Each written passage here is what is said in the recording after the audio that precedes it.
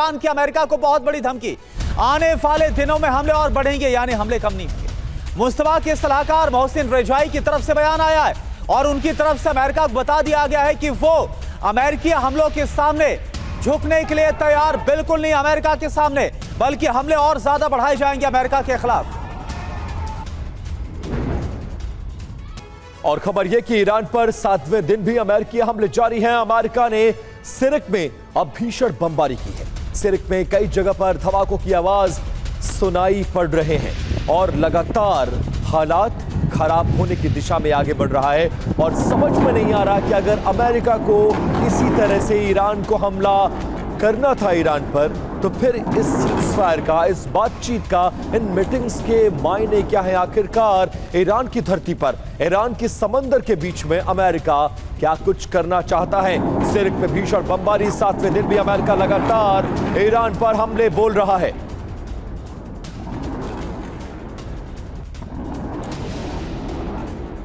और ये तस्वीरें 7वें दिन अमेरिकी हमले की है। सिरिक का इलाका है और एक और ईरानी शहर पर इस तरह की भीषण बमबारी अमेरिकी फोर्सेस के द्वारा किया जा रहा है। बार बार डोनाल्ड ट्रंप अपनी बातों से पलटते, सीज़फायर को बनाते और बिगाड़ते नजर आ रहे हैं ईरान की धरती पर। और एक और बड़ी खबर, ईरान के लार शहर में भी हमला हुआ है। अमेरिकी सेना ने लार पर गिराए हैं बम। तो आप देखिए अमेरिका की तरफ से इस बार जो हमले किए जा रहे हैं वो ना सिर्फ सैन्य बेसेस, सिविल इंफ्रास्ट्रक्चर, बल्कि अब पूरे ईरान की बात करें, जहां तहां अमेरिका की तरफ से बमबारी की जा रही है। और ऐसा लग रहा है कि अब डोनाल्ड ट्रंप ने ठान लिया है कि पूरे ईरान को बर्बाद कर दिया जाएगा।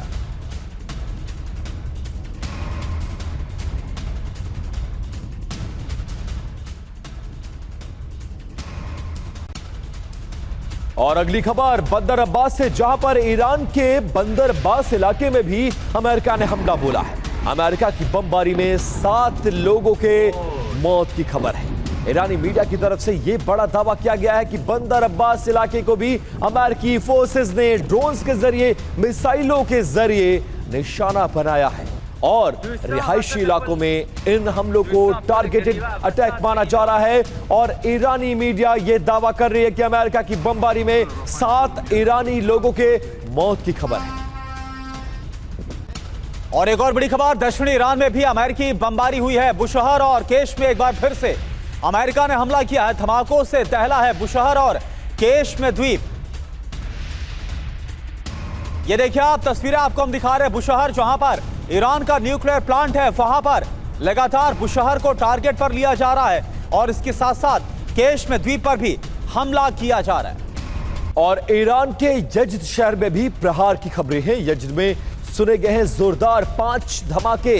अमेरिका ने यज्द माउंटेन पाथ को इस बार टारगेट किया है और अप्रैल के बाद ईरान के अंदर इस तरह के बड़े हमले को अंजाम दिया गया है। इस मैप के अंदर देखिए कि ईरान के किस इलाके में यह शहर मौजूद है और यज्द माउंटेन में अप्रैल के बाद इस तरह का बड़ा हमला किया जा रहा है। सिरिक में अटैक हो रहा है।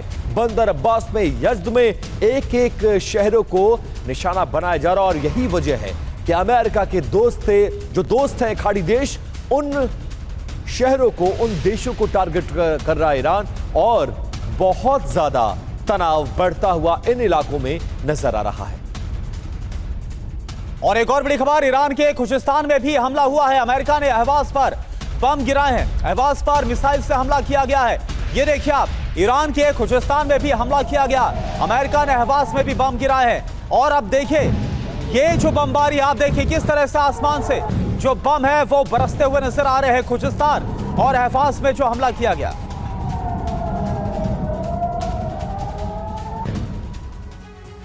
तो सवाल यह है कि आखिर अमेरिका क्या करना चाहता है, डोनाल्ड ट्रंप क्या ठान कर बैठे हुए हैं? क्योंकि ऐसा नहीं है कि इन हमलों में सिर्फ नुकसान एक तरफ ही हो रहा है, ईरान को नुकसान उठाना पड़ रहा है, बल्कि हम वो तस्वीरें भी देख रहे हैं जहां पर ईरान की तरफ से जो हमला किया जा रहा है इसके बाद अमेरिकी सैन्य बेसिस पर भी नुकसान की खबर है। तो नॉन स्टॉप यूएस अटैक, 7वें दिन ईरान पर हमला जारी, ईरान दहन।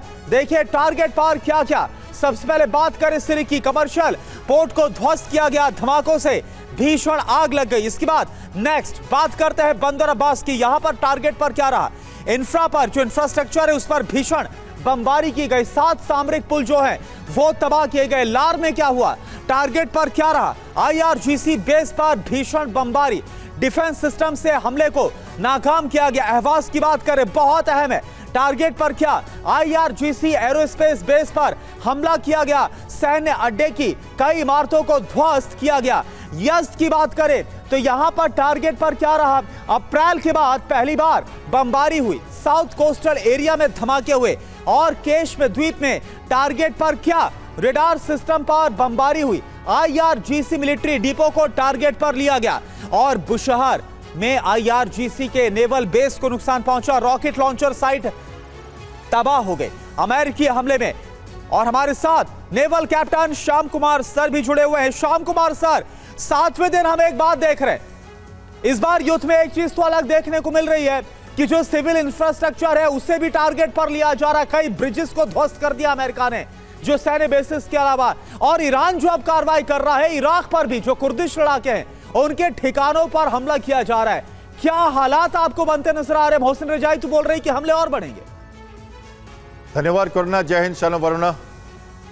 देखिए, एक लाइन में पहले से समराइज कर दूं मैं पिछले कुछ दिनों की लड़ाई को, तो यह कहना चाहिए कि चेतावनी 12 दिनों की पिछले साल, उसके बाद भीषण तबाही विनाश 40 दिनों का, 9 महीनों के बाद तैयारी के साथ, और उसके बाद गुप्त रूप से घात लगाकर चुपचाप बैठे रहना और मध्यस्थता की बातें करना, और उसके बाद पुनः लर्क करके एक तरह से पूरी विनाश के साथ सोची समझी नीति के तहत पूर्ण तैयारी के साथ सदर्न एरियाज पे मैरिटाइम एंगेजमेंट का ये चक्रव्यूह, ये है ये पूरी लड़ाई का हिस्सा।